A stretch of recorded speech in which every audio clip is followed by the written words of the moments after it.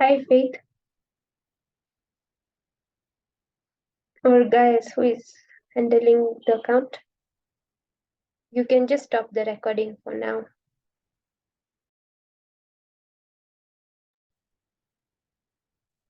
I hope you guys can see.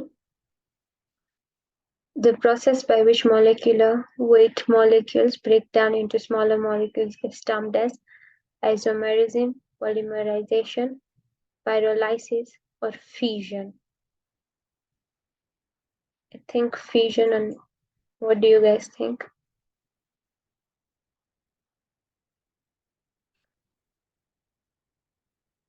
Breakdown.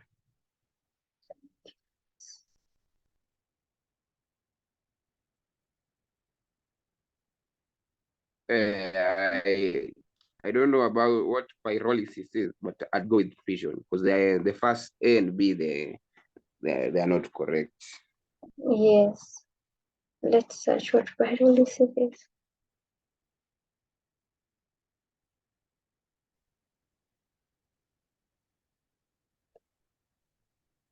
Pyrolysis is a process. It's a process. It's the thermal decomposition of materials at elevated temperature. So that one is totally out.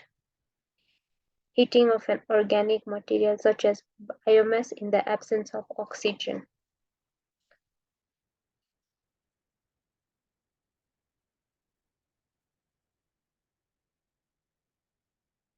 Then we know fission is definitely like splitting the molecules into more parts, smaller parts.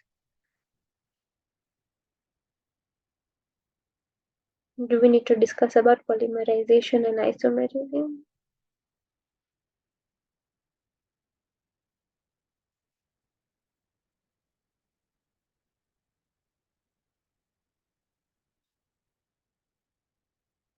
Okay, the functional group RSH is called sulfoxyl, sulfur, sulfahydryl, or thiol.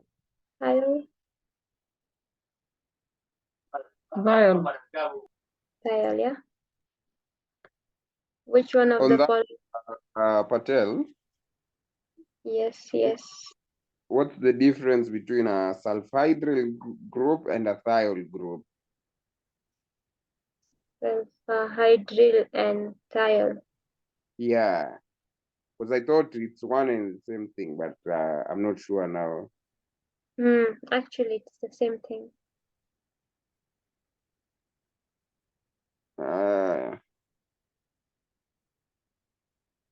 Siko sure, but what I think maybe ni thiol iko attached to an R group, but sulfhydryl haiko attached to an R group, but I'm not sure. Acha niangalia afu niambie.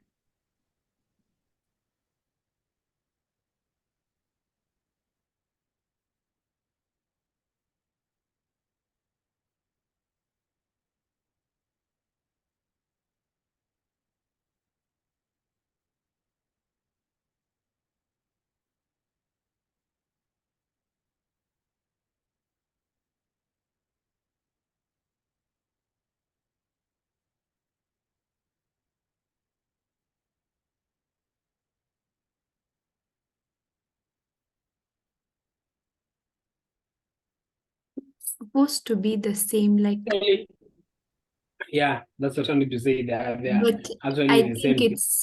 it's the way it's spelled over here. It's not sulfahydryl, it's sulfhydryl. I think that's the difference.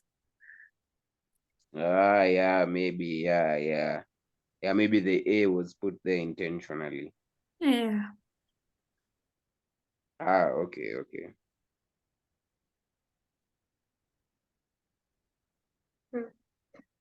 Which one of the following compound is saturated 2,3-diethyl 2,3-diethylbutane, 2-methylbutene, ethene, and 2,2,4-trimethylpent-2-ene. So saturated compounds are ones with single bonds, right? Yes, please. So that will be butane. Kinda. Yeah, and the others, The ones that are unsaturated have 2 or more bonds. Yeah. I can add that in the comment.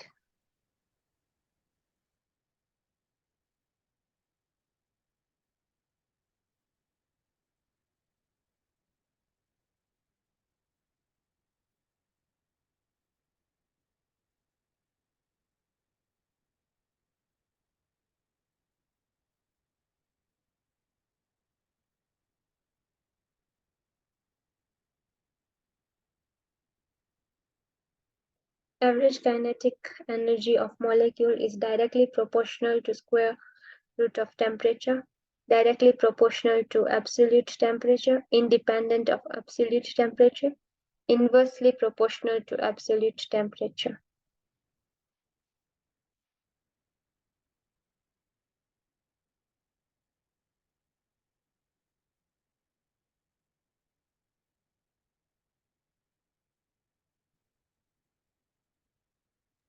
Directly proportional to absolute temperature.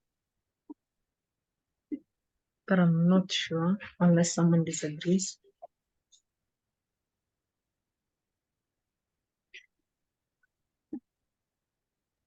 Yeah, I also think it's absolute temperature, directly proportional to absolute temperature.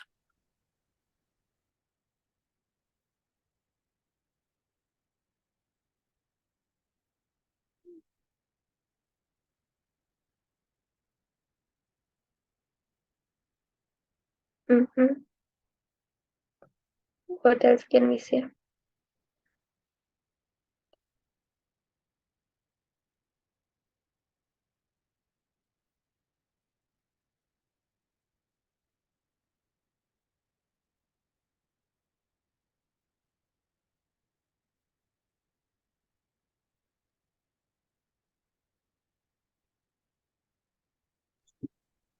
And then do you want us to explain more of kinetic energy? Or Yeah, we can talk a bit of kinetic energy, I feel.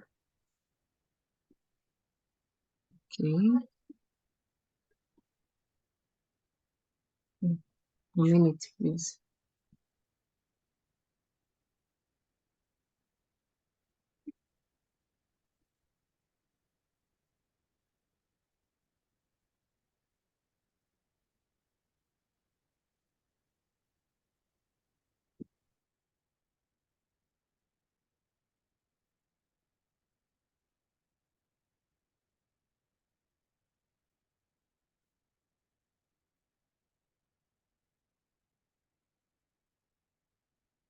I'm seeing the formula for average kinetic energy is 2/3 multiplied So by 2 over R. 3 or 3 over 2?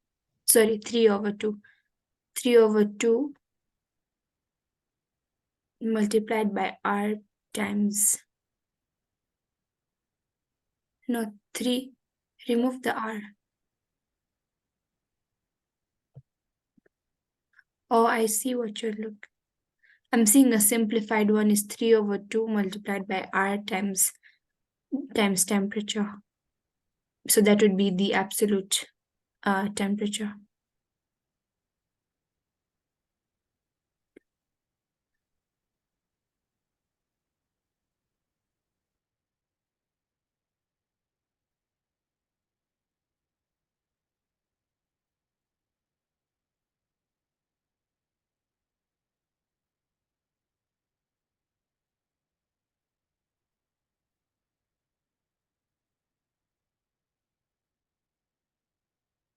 The temperature will be in Kelvin, right?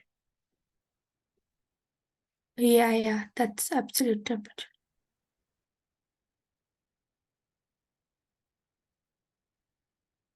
I think these are N.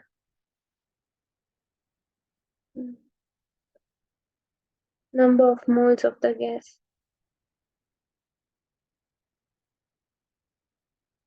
Gas times gas constant times temperature.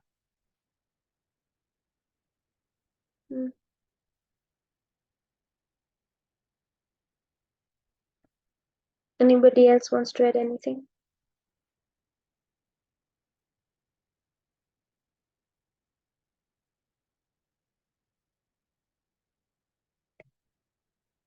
Okay, a sample of an ideal gas occupies a volume V at a pressure and absolute temperature and the mass of each molecule.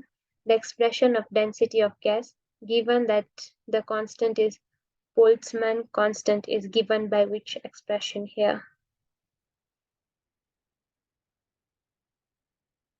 Density is equals to density of a gas is equals to pressure over temperature. I don't know.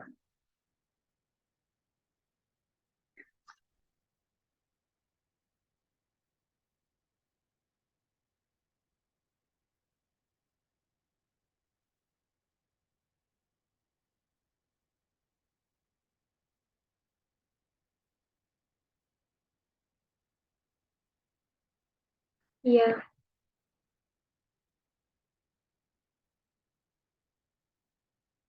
I feel the answer is D. Anybody else with a different answer?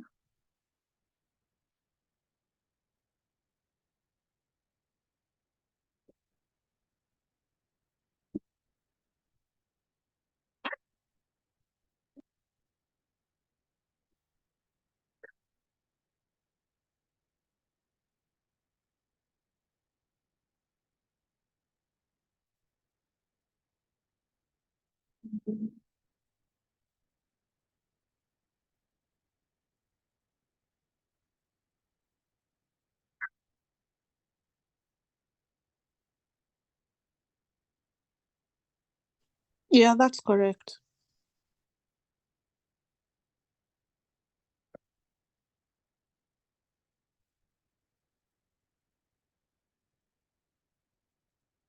Okay.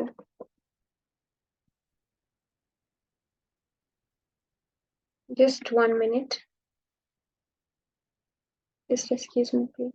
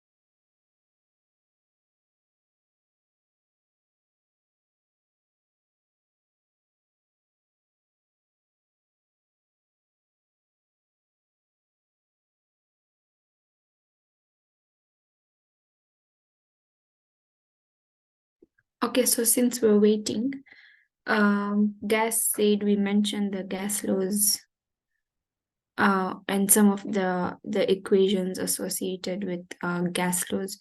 So the first one that comes to mind is the Boyle's. It's the Boyle's law, which is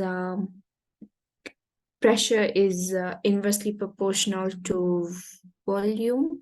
So when the equation would be pressure times volume.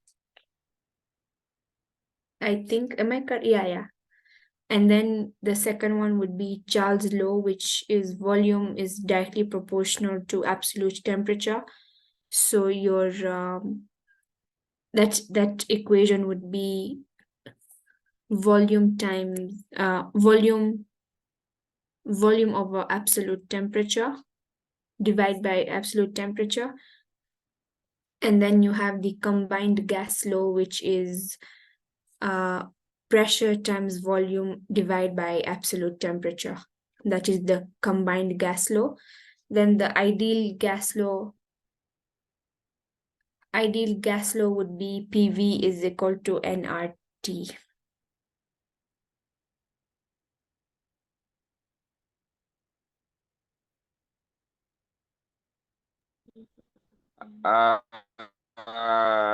Dr. Hiral, and their N, what does it stand for? And N is, I think, the number of moles. I think R is a constant. Yeah. R is a constant. T is the absolute temperature, P pressure, V volume, and N is the Moles. moles. Yeah. Then R is constant moles. Nice. Thank you. Yeah. Yeah, R is usually 8.31.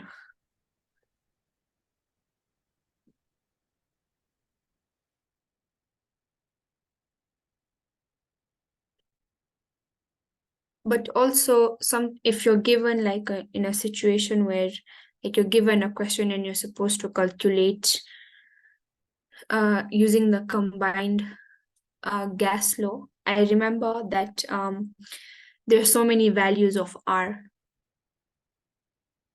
So the value of R that you use depends on what kind of units you're given for the other values. But I think mostly this 8.31 is mostly used.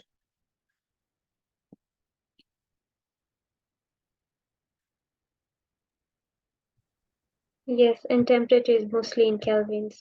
Yeah.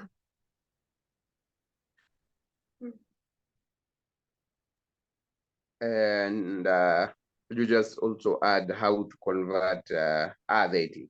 Thanks. Mm. And pressure is in atmosphere. Yeah.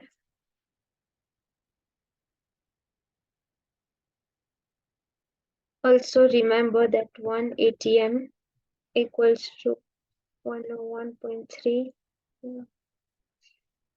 And also 1 atm equals to 160 torr equals to 768.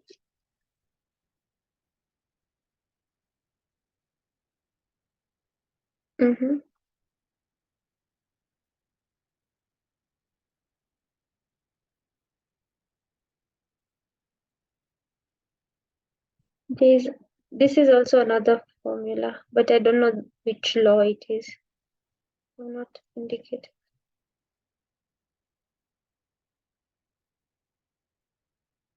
The relationship between pressure and temperature.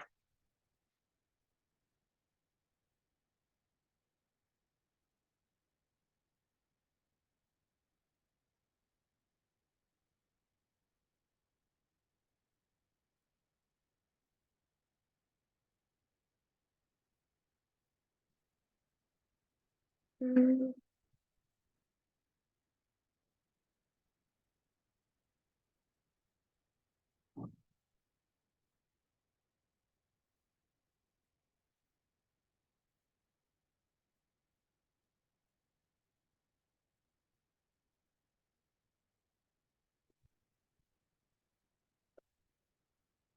Should we also talk about the molar mass if you're given the density, temperature, and pressure? Molar mass.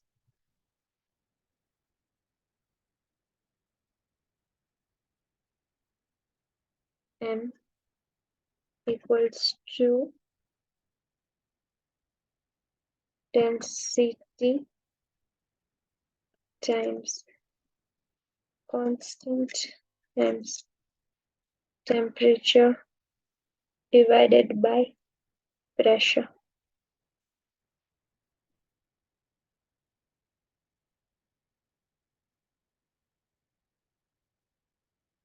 And then also the Dalton's law of partial pressure is you basically just add all the pressures that are there.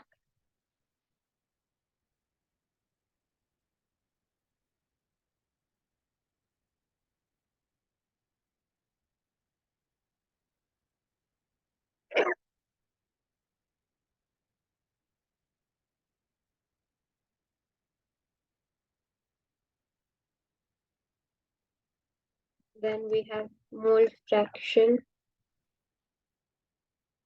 equals to partial pressure divided by total pressure.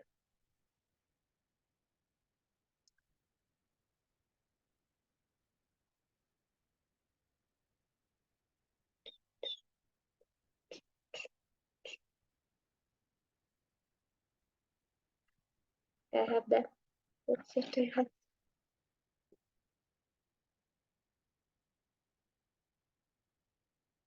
Yeah. Anyone wants to add anything?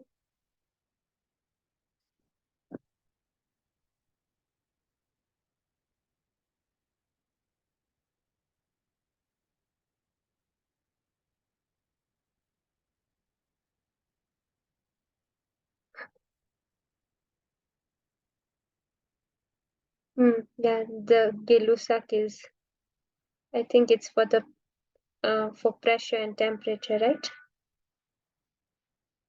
Yes, yes.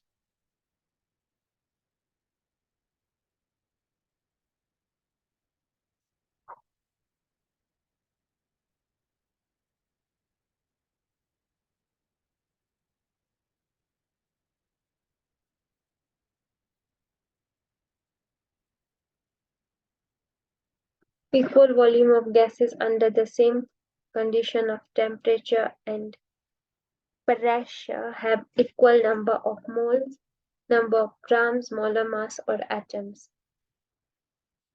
I think.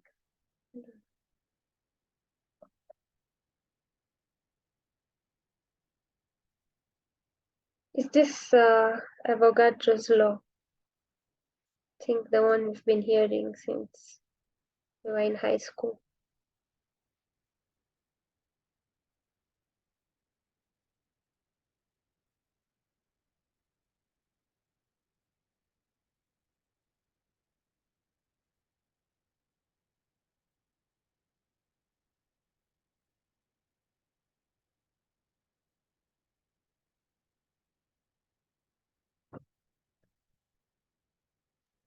Yeah, I think it's also A.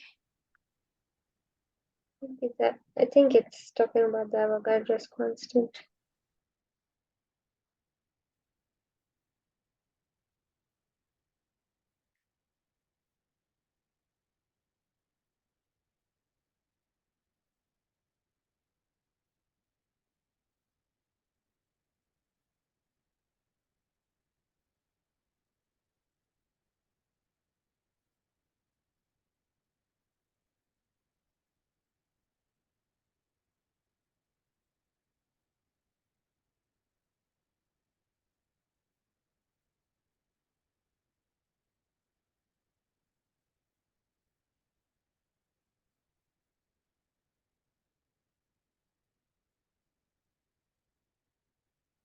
Okay.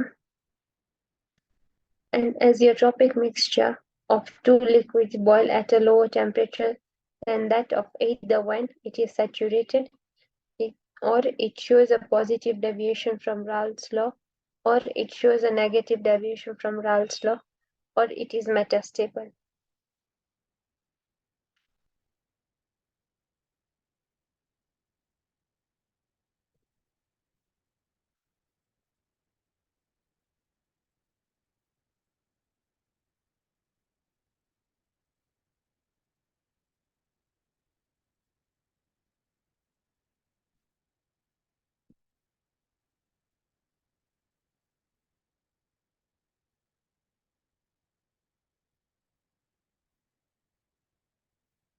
What is Raoult's law?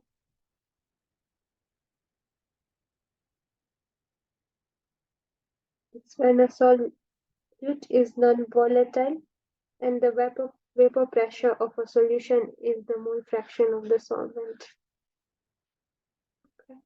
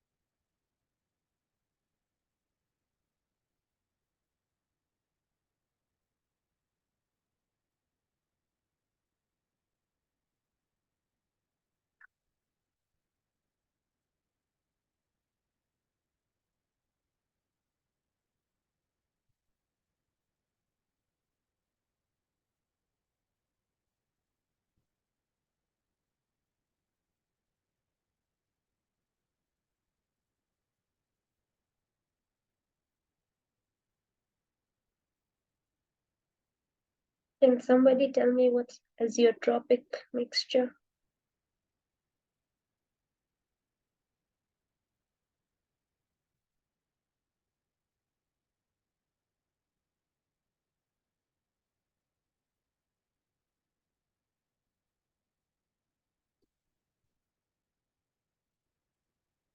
An azeotropic mixture is basically like it's like a mixture of substances, but they have like the same concentration in the vapor phase and also in the liquid phase.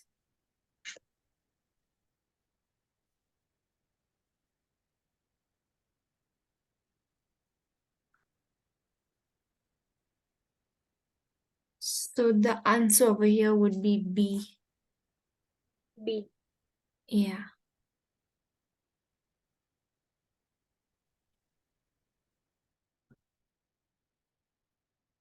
A reaction with positive values for delta H and delta S is spontaneous, temperature dependent, entropy dependent, and non-spontaneous.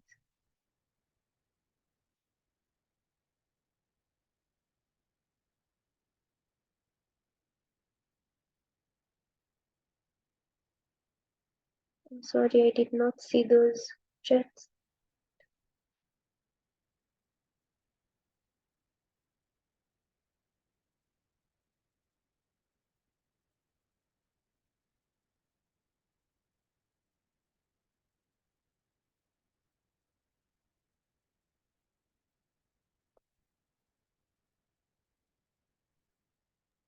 Should be A. When it's positive enthalpy change, then these reactions are usually spontaneous.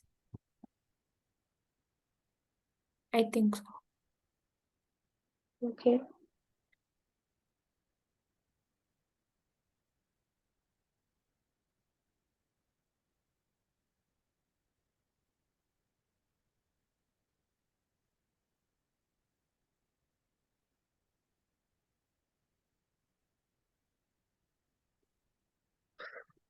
You think it's A? Anyone with a different answer?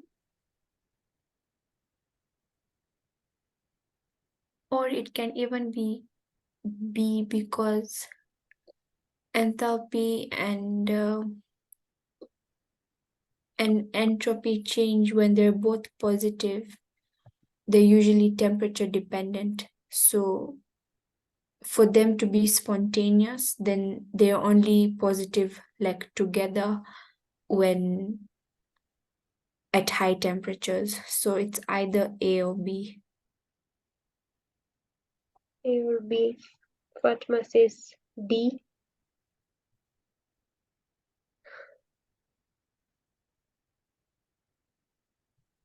Someone also says it's temperature dependent, which makes sense to me also.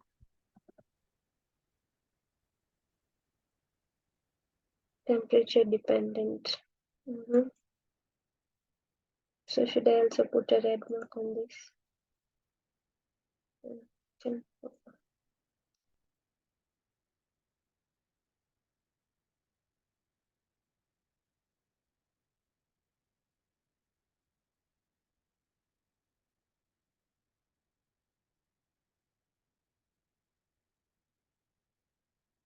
Okay.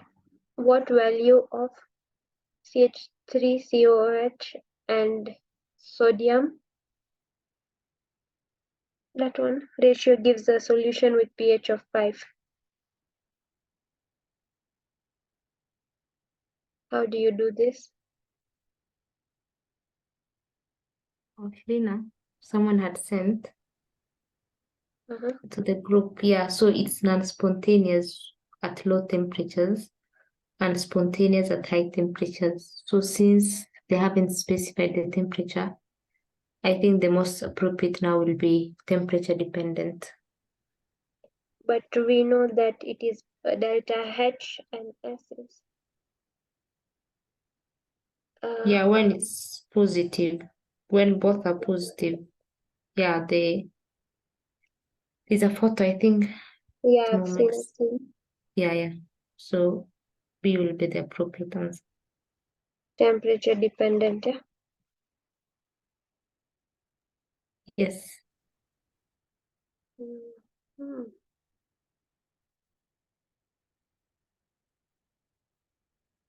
Thank you. Can somebody take us through this calculation?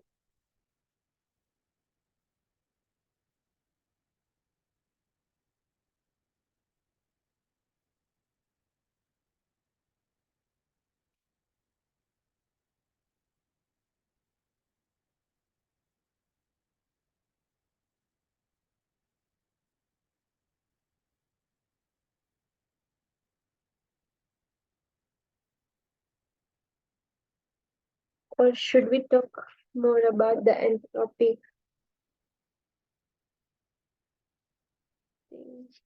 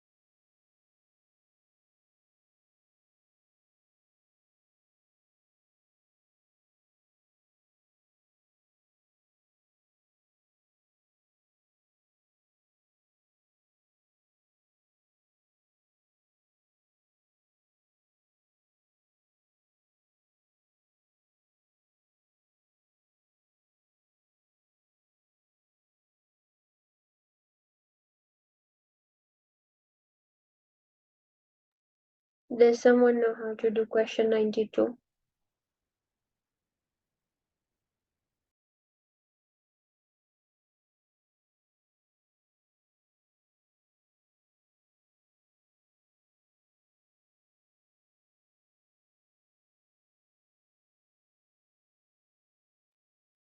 Is that of divided by, Ama? Sorry? Is this thing in here in between the two molecules? Is it denoting a ratio or division? Ratio. Okay.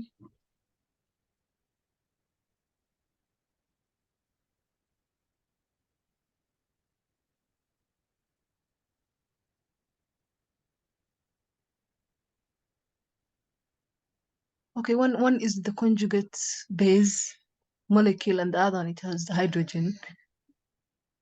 So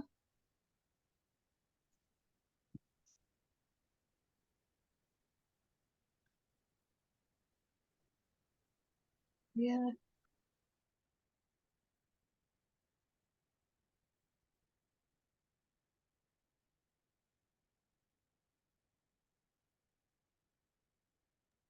Guys,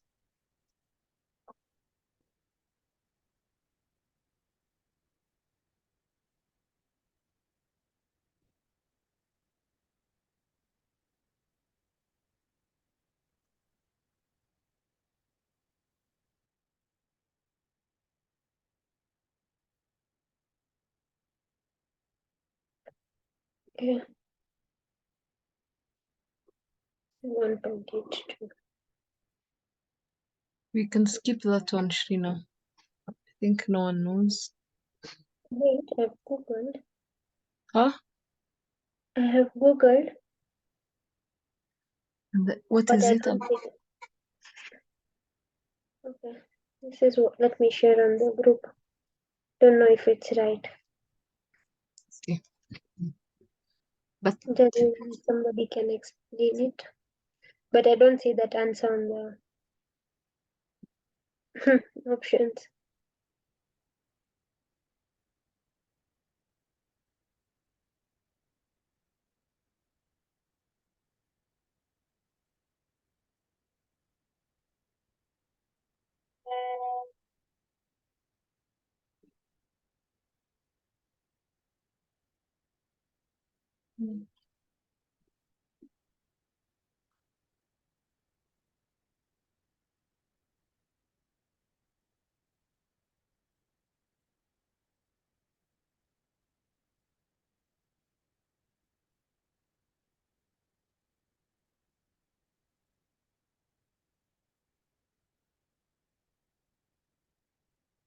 where is 1.8 coming from?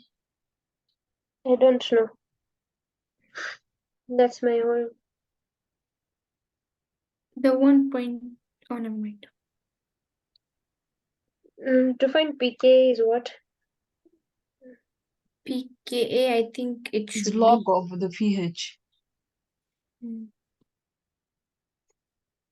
That's Actually, 0.6. anti-log.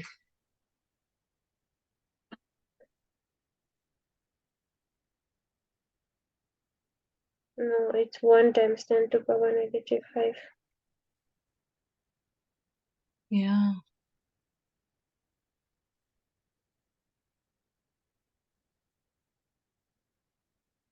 Oh, this question is already they've given. Okay, wait, let me see another one.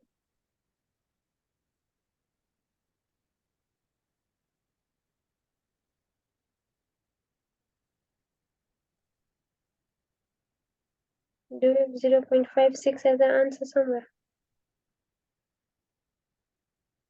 D, use.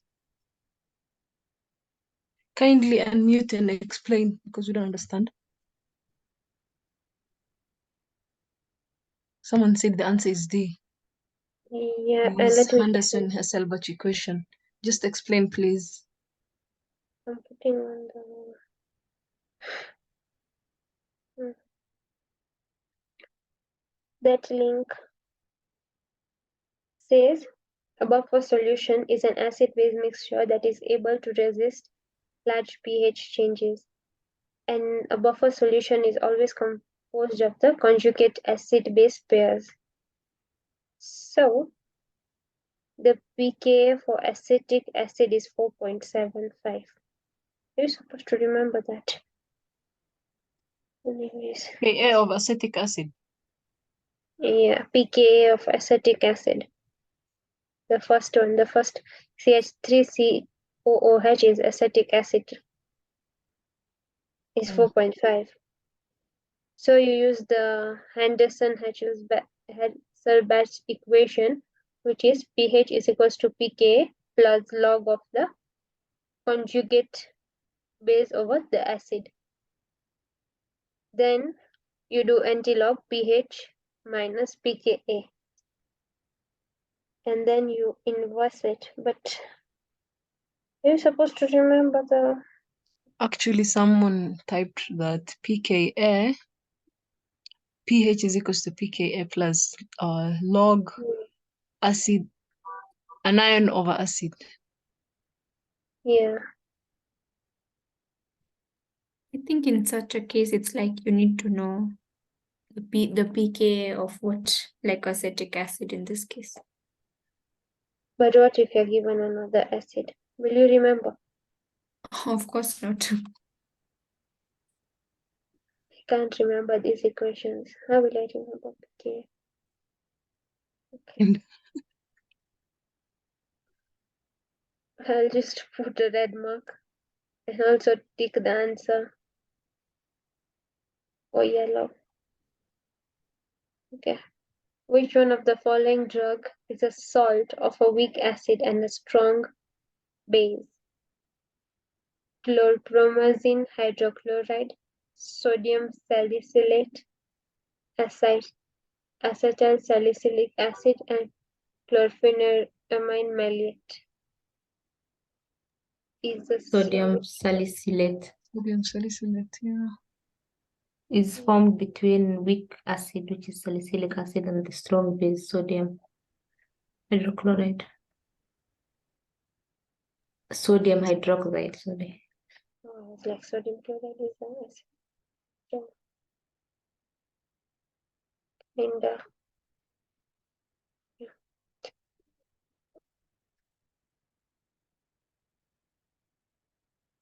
Which one of the following electron configuration represents that of a fluorine atom?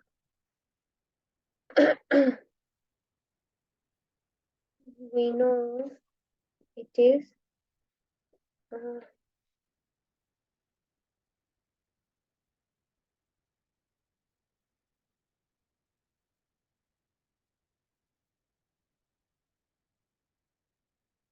it's 9. Fluorine is 9, right?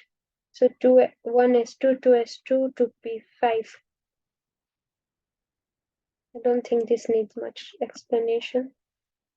All of the following metals are grouped in the family of volatile metals except lead, mercury, cadmium, and zinc.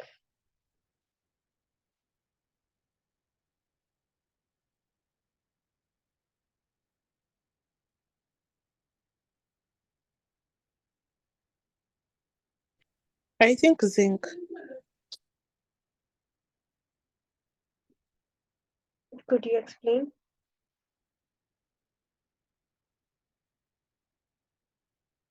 Volatile metals.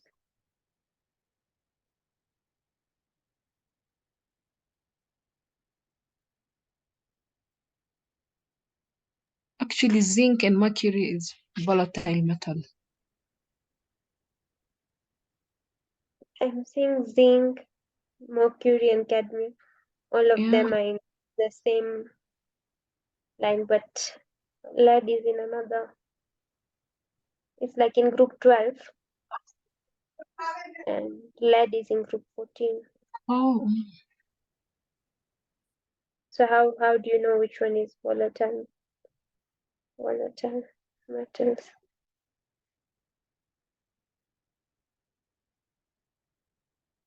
Volatile metals are like they're, when you heat them, they can be converted into vapor. So I think the answer would be lead. Example, mercury and zinc, yeah? Yeah. But what about cadmium? Even that one I'm seeing somewhere, it's part of the volatile elements.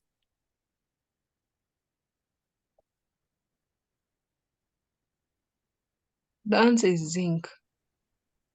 No, zinc is a volatile metal. No, zinc is a volatile metal. The answer would be lead, yeah. Okay. Mercury and zinc are volatile metals. Let me just write here. Volatile.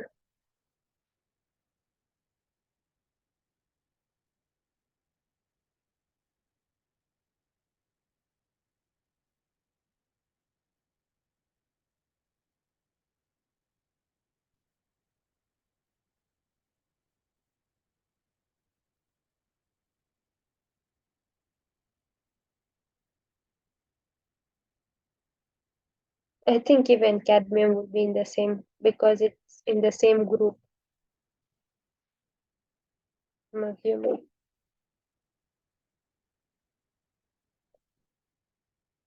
is like a volatile metal.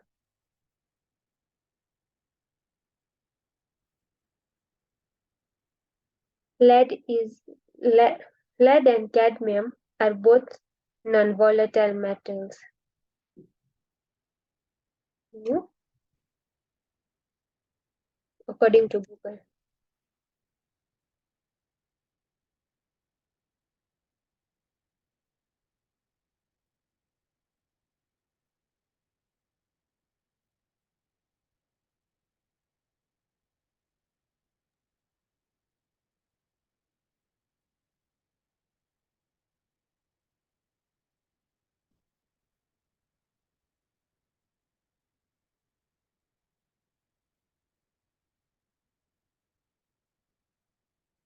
I'll go with lead.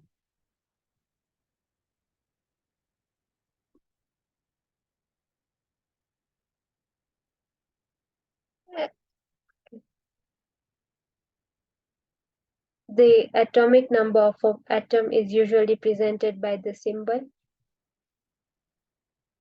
Z.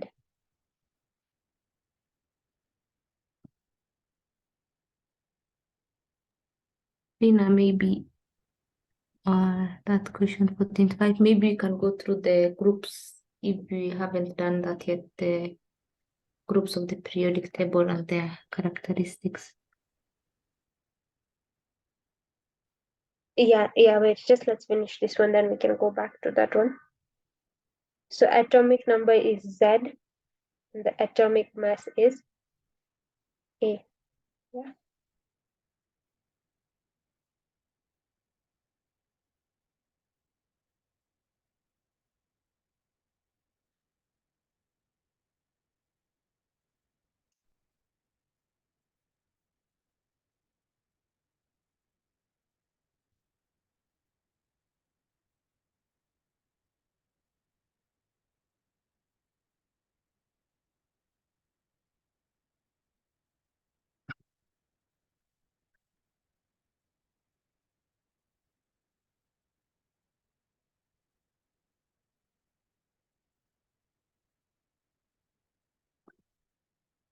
Also, to just remind ourselves, atomic number is just the number of protons. Atomic number is number of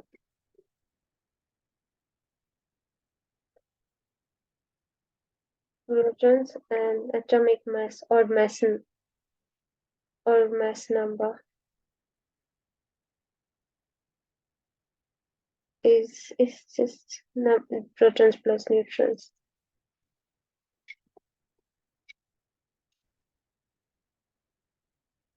Neutrons, yeah.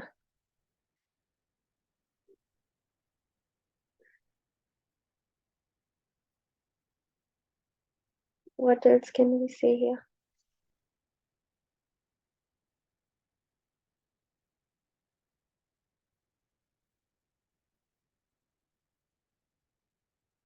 Also remember that the number of moles is the same as number of atoms. And the Avogadro's number is 6.022 times 10 to the power 23.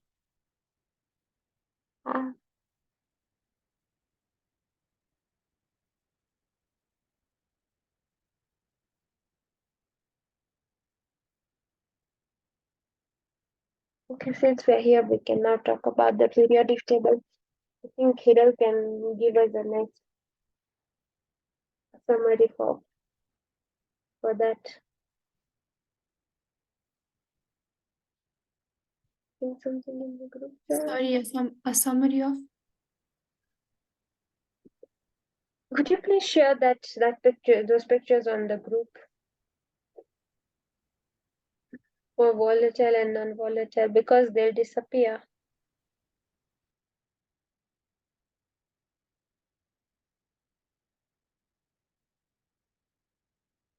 The answer is lead because the others have low boiling point, so easily vaporized. Please kindly share that on the group. Yeah, Hiral, I was saying if you could take us through the periodic table, like what happens down the group, across the group. Okay. So we start with shielding. Shielding is basically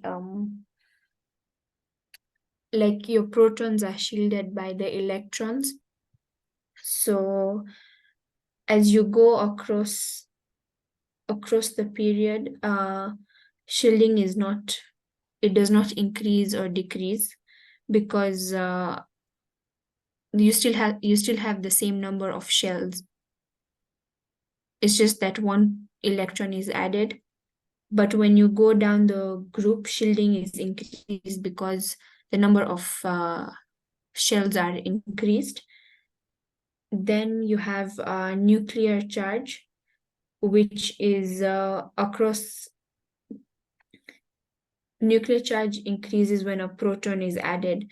So across the period, we know protons increase. So the net effective nuclear charge would also increase.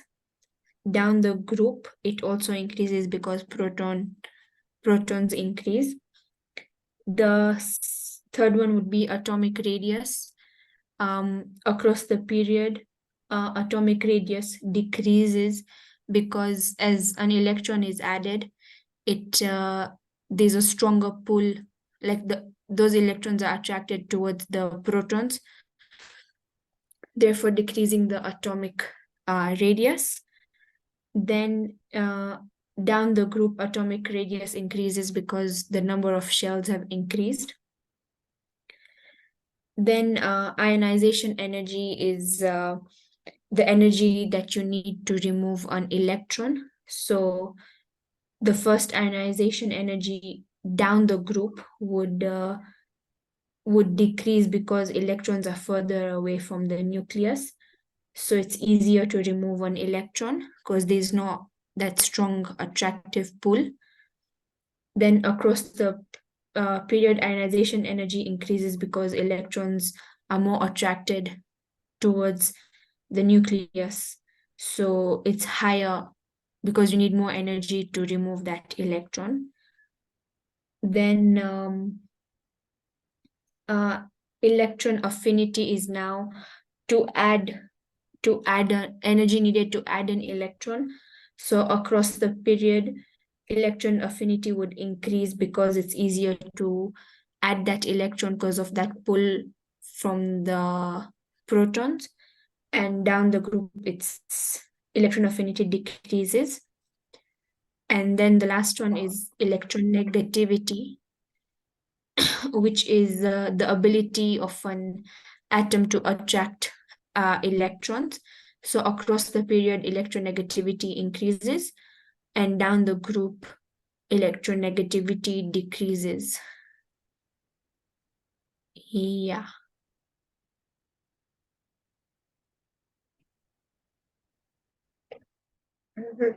Thank you so much.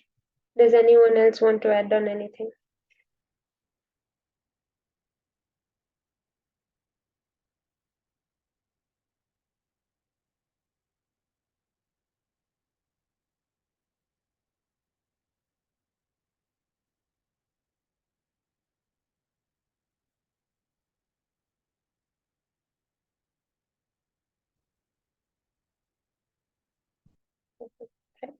A chemical reaction where the half-life is constant and independent of the amount of reactant is pseudo-order reaction, first-order reaction, zero-order reaction, or second-order reaction.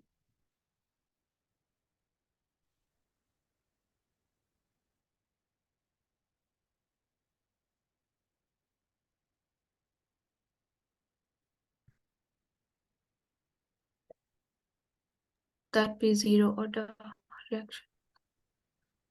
Where the half-life is constant, yes, and independent of the amount of reactant.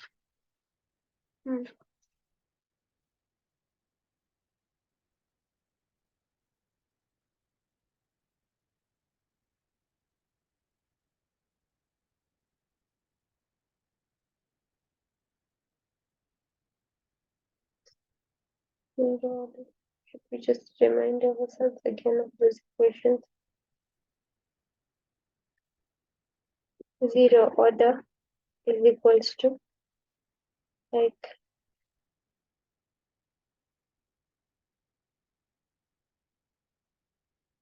concentration of AT is equals to initial concentration minus KT, while half-life is equals to Half-life. initial concentration divided by 2K, right? Then first order equals to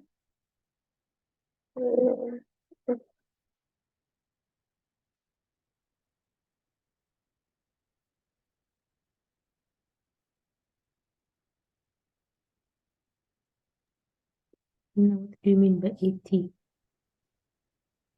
yeah.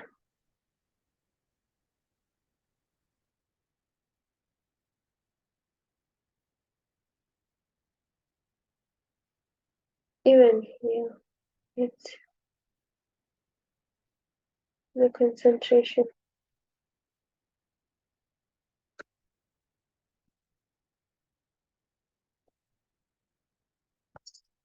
Second order, okay, sorry. Half-life for this is equals to 0. What was it? 0.69. 693 over K.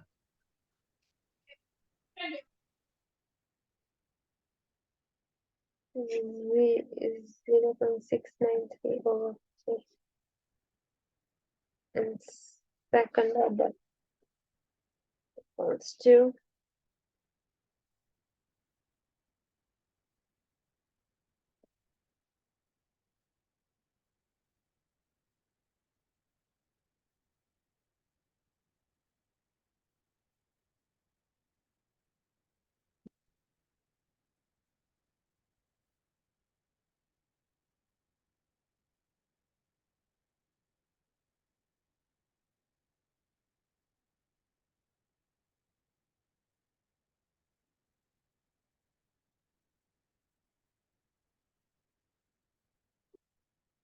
so in zero order the half-life is constant and it's independent of the amount of reactant.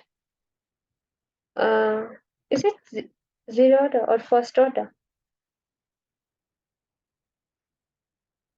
What's the answer? It's zero order. Yeah, It's zero. zero. This is zero order. But in first order, we say that the half-life is dependent on the reactant, right?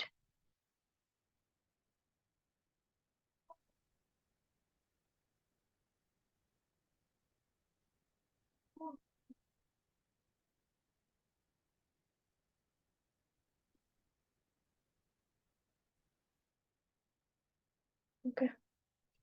Radioactivity decay involves all the following except neutron emission, electron capture, emission of charged particle, or isomeric transition. Isomeric transition? I'm not sure. Yes, I think it's Yes. isomeric transition. The SI unit for measurement of radioactivity is Curie, Gray, Rad, or Becquerel. Becquerel. Yeah. The oxidation Yeah. number of vanadium ion vanadium in the vanadate ion is, so this one will be V equals to X plus 2 times negative 2 times 3 equals to 1. Negative 1. Yeah, so the answer would be 5.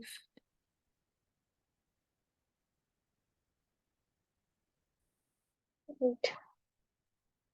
2 times 3 is 6 and negative 1 plus 6 is 5. There is no negative here. So that will be equals to positive 5. No, there is a negative over there. It's just that when you shift it to the other side, it becomes positive.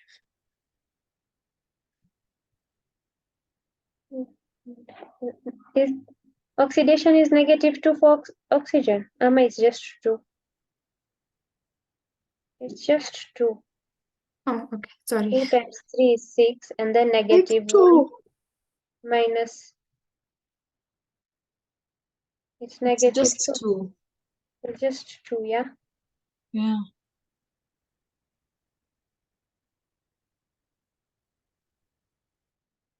But that would become negative 7. Yeah, it's negative 2. Oxygen is negative 2.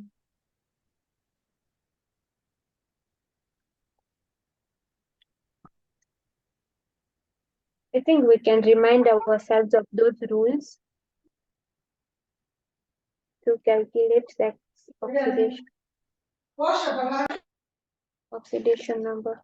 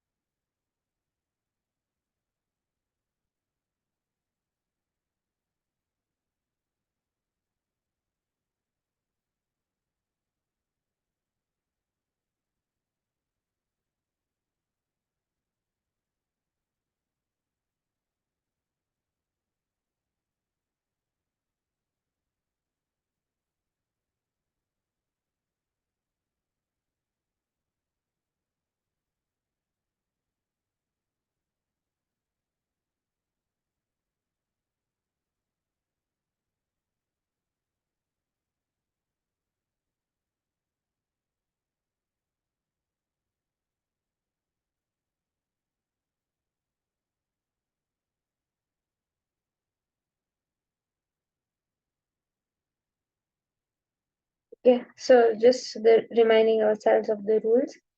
The oxidation number of any uncombined element is 0. And for a monoatomic ion, it's equals to the charge of an ion. Let me just write it down. For any uncombined element, it is going to be equal to 0. Monoatomic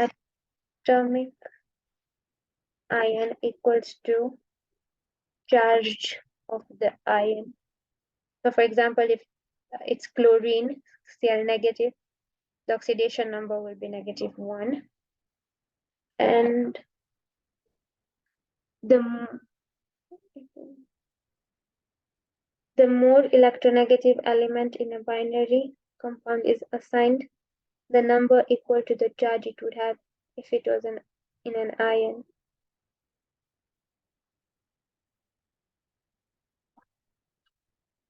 think I can just share that on the group.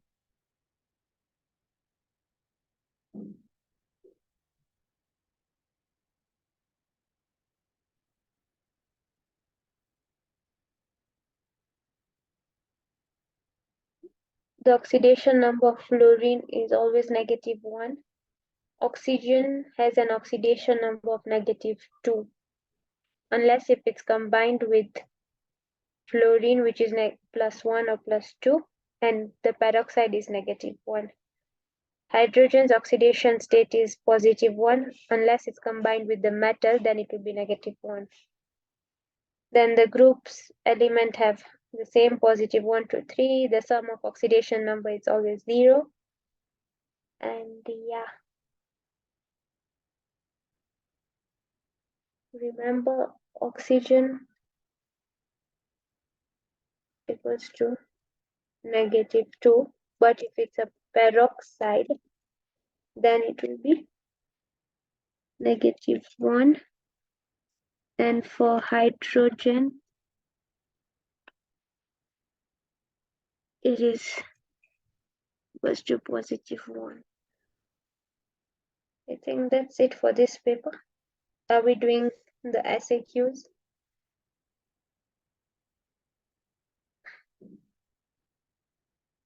Well, it will be a revision. I think we can start on them. Yeah?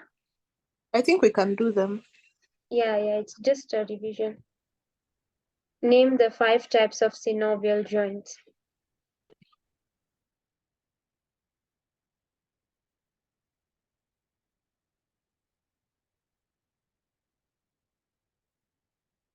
Ball and socket is online now.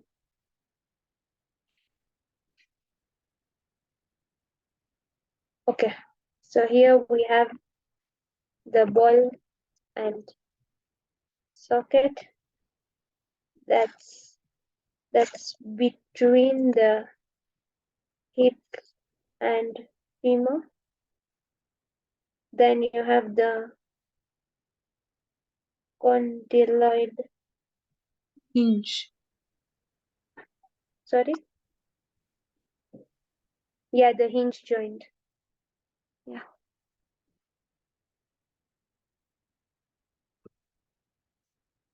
The condyloid joint is between the metacarpal, that's in the hand, at the wrist, that's the wrist, and the phalanx, then hinge joint. Okay, sandal joints. Sorry? Sandal joint. Yeah. That's yes, that one also. Hinge joint, let's just remind ourselves where this is. Between the humerus and ulna. The pivot joint is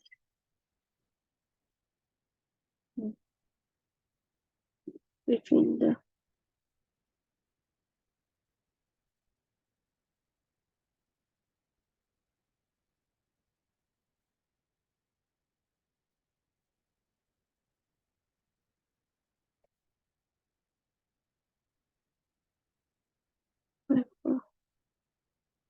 also the plane joint between the tarsals.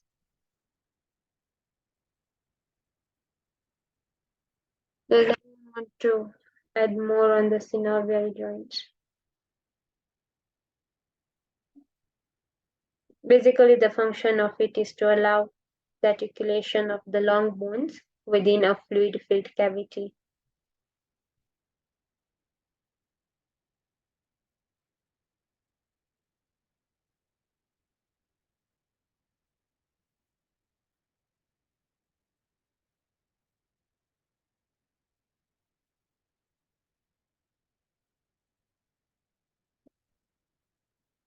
Anything else?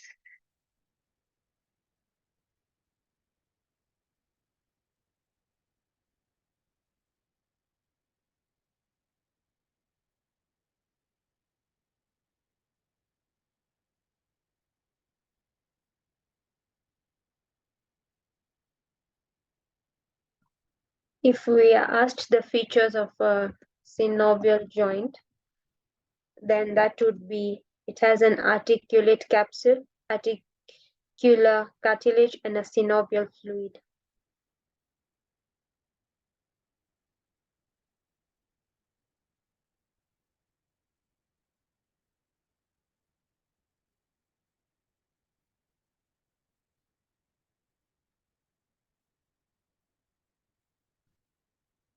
Anyone else wants to add on anything? We've added the function, we've added the features.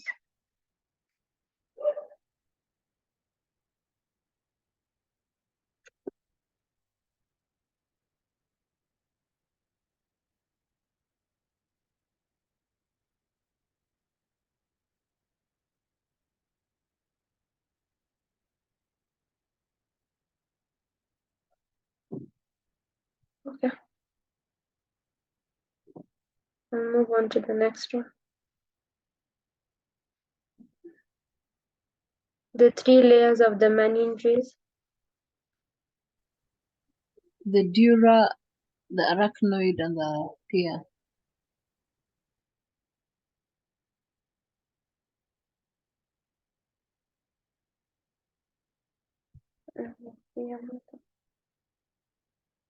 Do you want to remind us of the functions? I don't know the functions. I just know the pia is the inner one, and then the arachnoid is where the fluid is filled that cushions the brain, and then the outer layer is the dura. More than that, I don't know.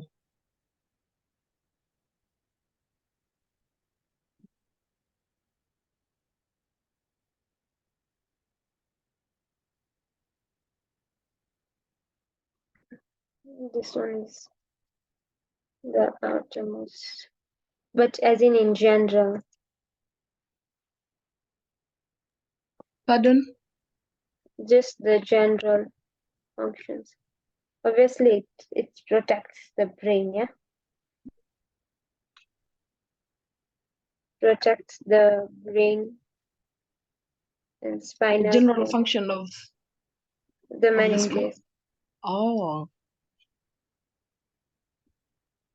The spinal cord from Also, you can add mechanical. the CSF.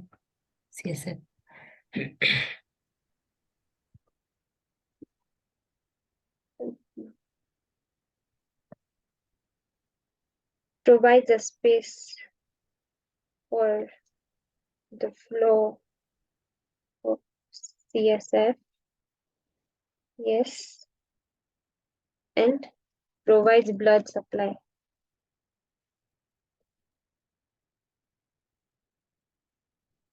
Anyone wants to add on anything?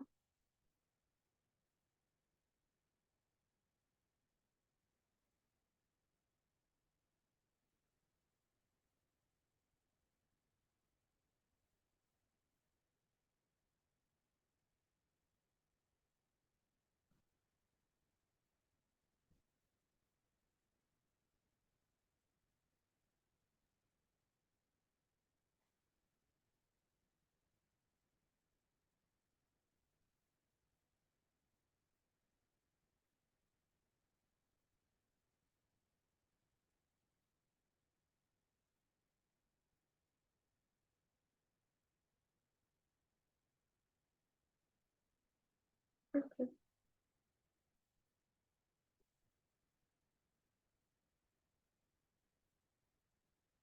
Should we move on to the next one?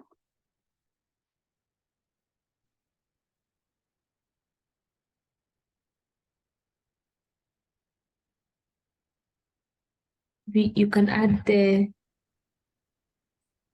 CSF is produced in the choroid plexus. Yeah. CSF is produced in the choroid plexus. Thank you.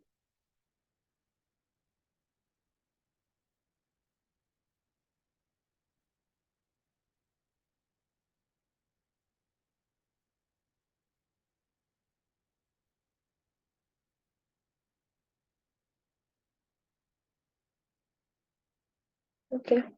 The components of the brain stem. Last time we saw that the brain stem has 3 parts. The brain stem has the midbrain,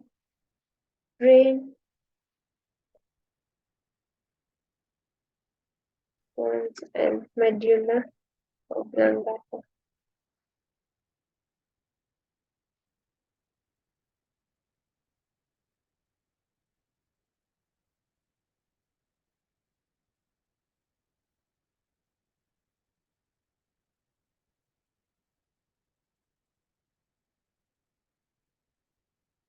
At that time, so the midbrain regulates eye movements.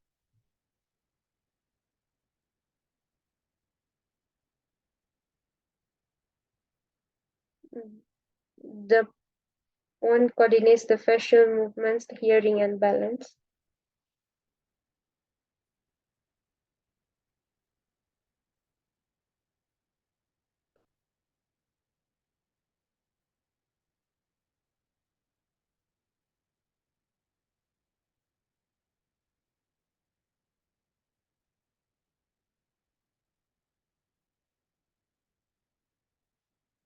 The medulla oblongata helps in breathing.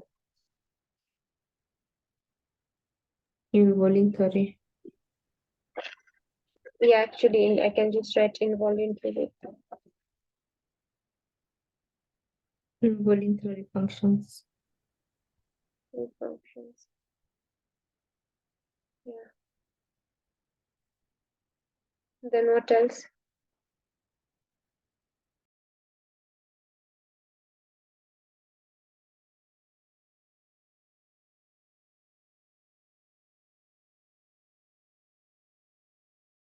Maybe you can add the brain stem, like it is the lower part of the brain. So it acts as a connection between the brain and the spinal cord.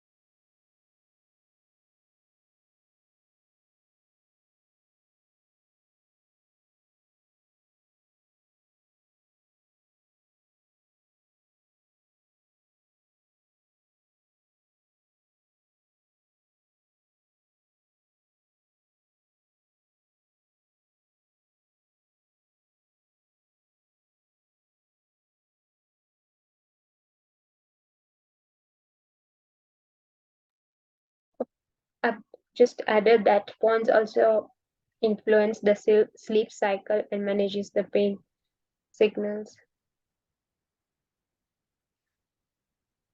What else can we discuss?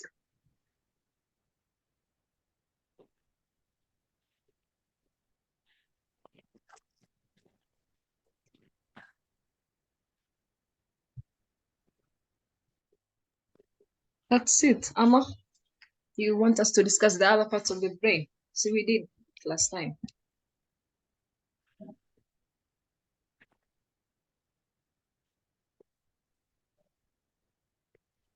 Yeah, we did last time, so it's okay.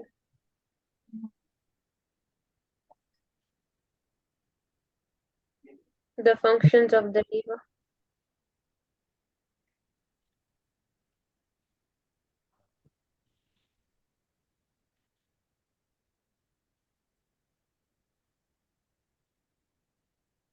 Helps in the production of bile.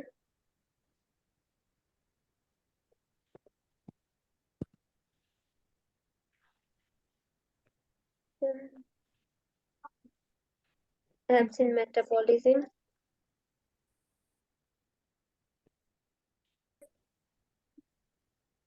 Protein synthesis.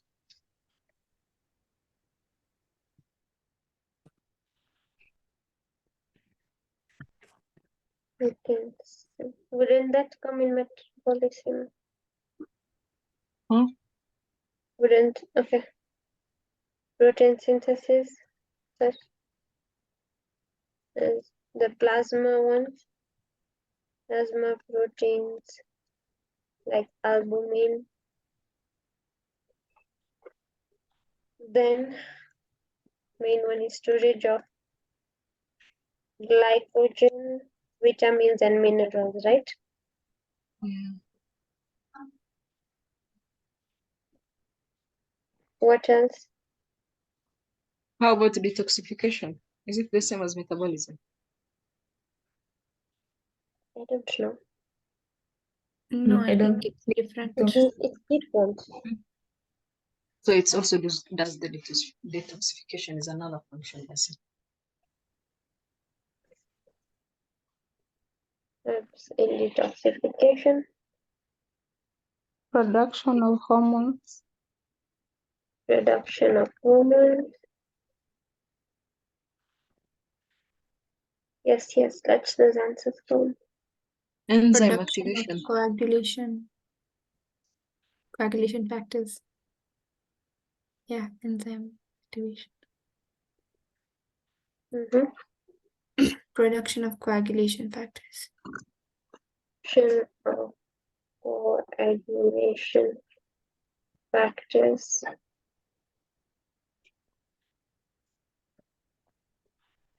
be in that detoxification. Have we mentioned cholesterol? Excretion of cholesterol.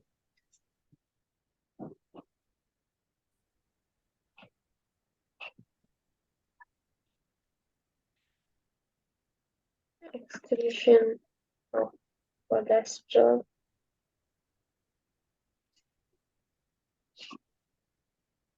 Maybe we can remind ourselves the alcohol, their detoxification, like that cycle. Yes, you can take us through.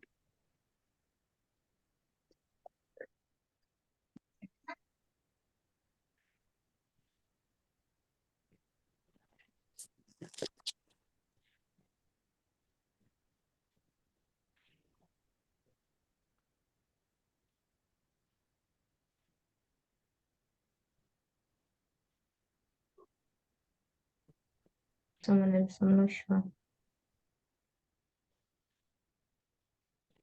Just that the ethanol is converted to acetaldehyde, then the acetaldehyde is converted to acetic acid, something like that.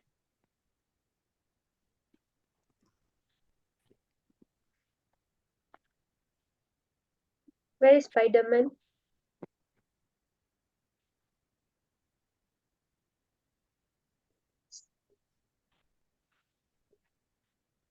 Who is Spider-Man? Gaius. No, guys, it's board discussion.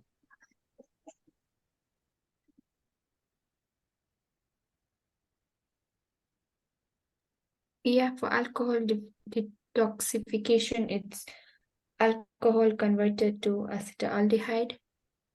Alcohol to acetaldehyde. By which enzyme? Alcohol dehydrogenase.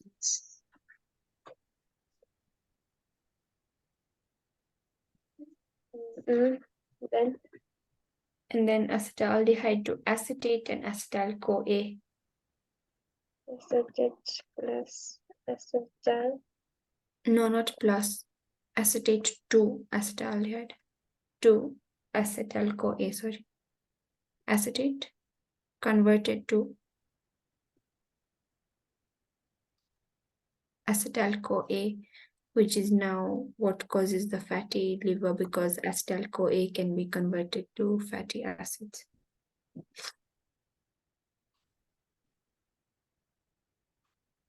Acetaldehyde to acetate is by using which enzyme?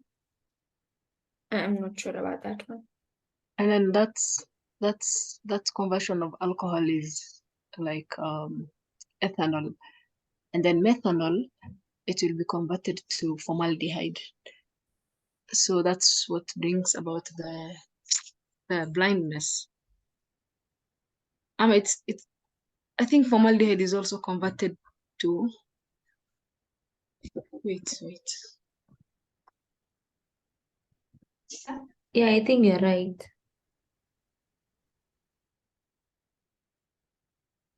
Is it the same enzyme? Alcohol dehydrogenase. There's a different one for formaldehyde. It's the same. Oh, okay. Okay, this one is by acetaldehyde dehydrogenase. Acetaldehyde dehydrogenase.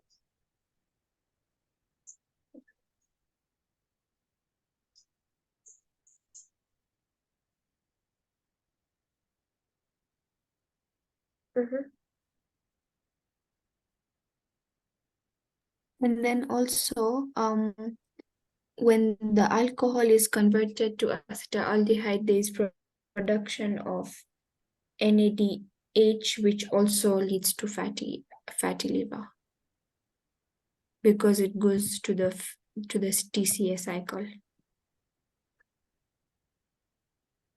Is it acetaldehyde which is responsible for the clashing?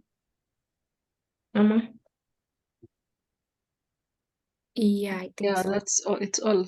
Yeah.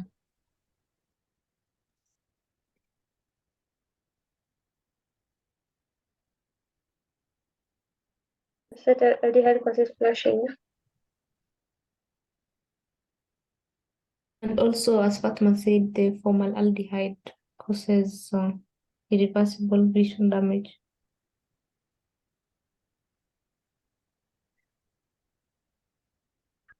And then if like someone takes now the methanol, like accident or something, the treatment is they're given ethanol so that ethanol can compete with methanol for the enzyme because it's the same enzymes that do the metabolism.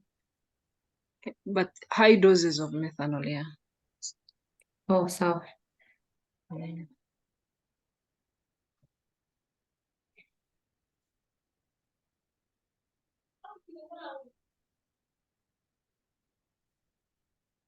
And then when I'm not sure about that, like the second step where formaldehyde will be oxidized to formic acid, there was situation where those people with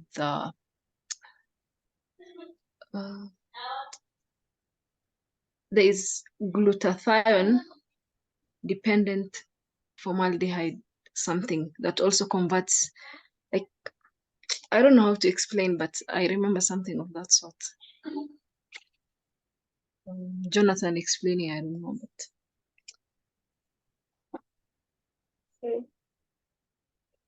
there was the way ubiquitin enzymes in it is the acetaldehyde dehydrogenase. So it says some people have an alternative form due to genetic mutation. So that means they will be insufficient at metabolizing acetaldehyde to acetate. I mean to acetate, yeah, acetate and acetyl CoA. yeah.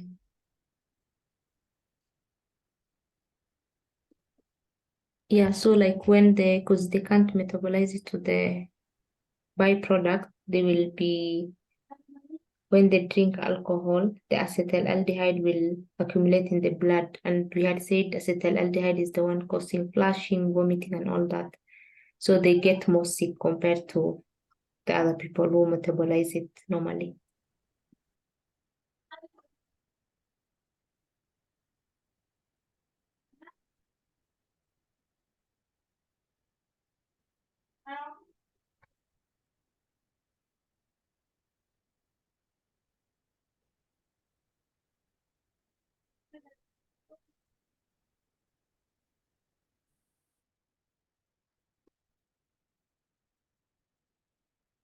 Okay, so should we move on?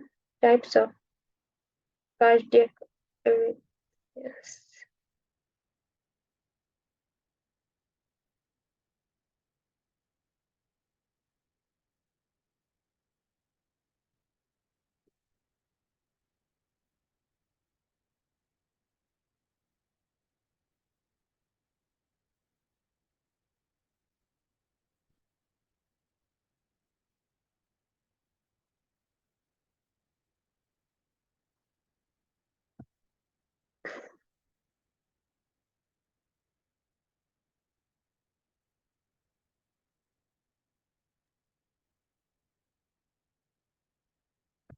We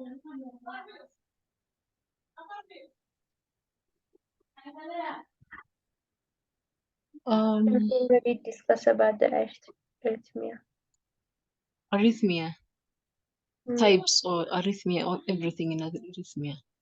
I think we can cover much. Oh, types, there is AV nodal block arrhythmias.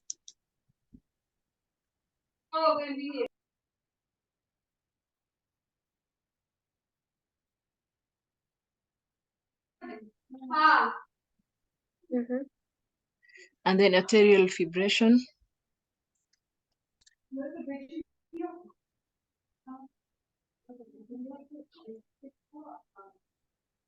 Below the ventricular. Ventricular arrhythmias. And then there was one remaining, or two, I don't know. Two remaining. Supraventricular arrhythmia.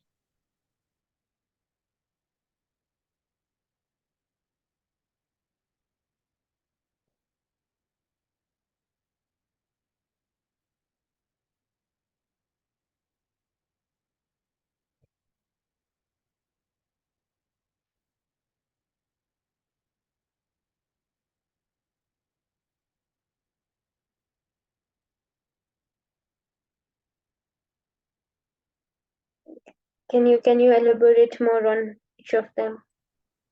Huh? Can you talk more about each of them? Okay. Let's AV nodal one. It occurs when the conduction of the electrical impulses through the AV node is impaired. That one. And then for the arterial one,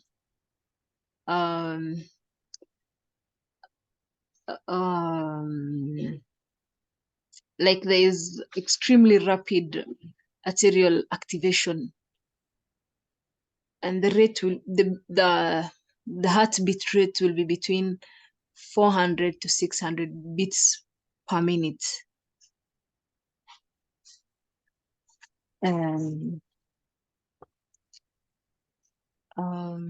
Also the ventricular arrhythmias, there are two ventricular arrhythmias: ventricular tachycardia, which originates from the ventricular foci, and then it's characterized by sudden fast heartbeats at a rate of 150 to 250 beats per minute.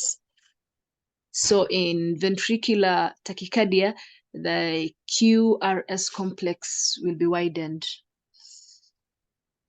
and then there will be no P wave. For ventricular fibrillation, actually ventricular fibrillation is one of the most serious cardiac arrhythmias because it spreads within like 1 to 3 minutes. The whole of the whole electrical defibrillation, and it can lead to death. Yeah. The first one, the supraventricular arrhythmia, that one I am not sure, but I think it originates from the SA node, and it's a bit lower. The heart rate will be less than 60 beats per minute, but I'm not sure about that one.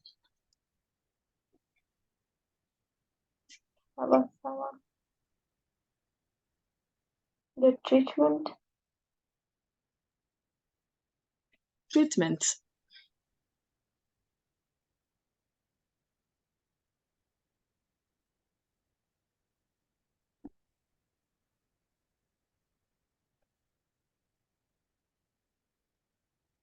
Or rather the classes, the different antiarrhythmic classes. Oh, the different antiarrhythmias. There is class 1, class 2, class 3, and class 4. Mm-hmm. And then class 1 has class 1A, 1B, 1C. 1A have intermediate potency, 1B, they are the ones with the lowest potency. 1C, the greater potency for slowing ventricular conduction. And then class 1, that is sodium channel blockers. 1A is likes of quinidine. 1B is lidocaine and phenytoin. And 1C is you can see example of 1C here, but Propafenone. yeah, propafenone and phenolide, I think also. And then class 2, the adrenergic blockers, beta blockers. Propanol, metoprolol, and class 3 inhibit the ventricular repolarization and they prolong the refractoriness. So class 3 will be potassium channel blockers. And then class 4 is CCB, calcium channel blockers.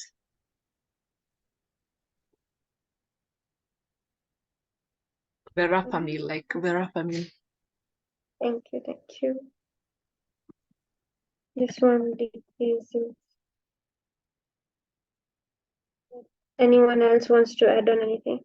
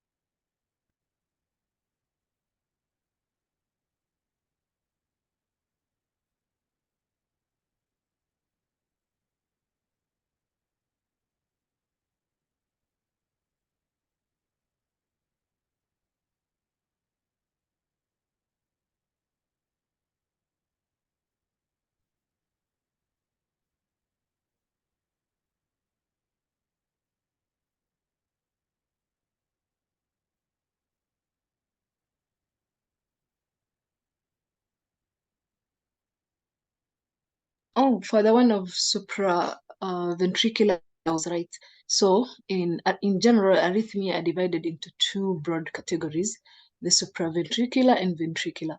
So the supraventricular, it occurs above the ventricles and the ventricular within the ventricles. So sasa, the supraventricular is sinus bradycardia and AV node block and arterial fibrillation. Those are supraventricular.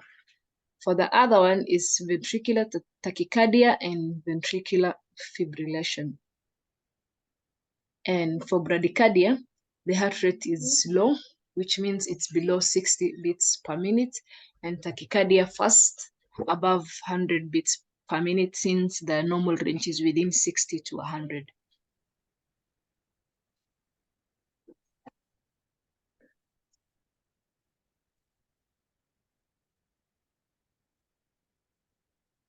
And then for the drugs, their mechanism is they slow the autonomic rhythms by altering the pacemakers. So they decrease the phase of, they increase the threshold potential so that they can maximize the diastolic potential of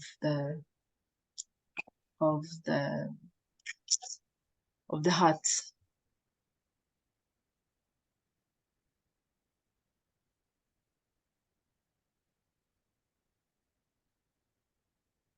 Mhm. That's it. We'll cover in details tomorrow. Hira will cover them in details tomorrow. Yes, I think we can call it a day. Huh? We can call it a day, Amma. I don't know. And we'll start the paper 2 next tomorrow night. So you just want us to continue with the SCQs, Amma? I don't know. I am very okay with anything. Covering this is just yet a revision, so I wouldn't mind Maybe doing. I'm thinking we can start with paper 2, then we can go back to the SAQs later. Also, is it possible for this document to be sent to the group now that the answers are put in? Yes, yes.